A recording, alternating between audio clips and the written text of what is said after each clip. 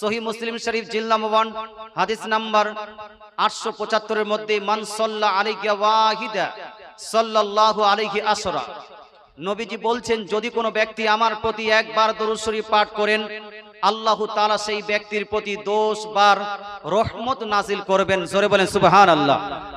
যখনই মনে হবে, অনুভূতি হবে যে একটু রহমতের প্রয়োজন আরো আছে, তখনই নবীজির প্রতি দরুদ পড়বেন। রহমতের গ্যারান্টি দিয়েছেন কে? রাসূলুল্লাহ। গ্যারান্টি দিয়েছেন কে? মোদির গ্যারান্টি ভুল হতে পারে কি পারে না? ক্যান্সেল হতে পারে কি পারে না? মমতার গ্যারান্টি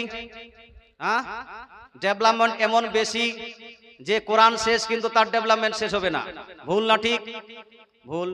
তো মোদিরও ভুল হতে পারে, মমতারও ভুল হতে পারে, রাহুলেরও ভুল হতে পারে, তবে আমার নবীর ভুল হয়নি আর হাসরেও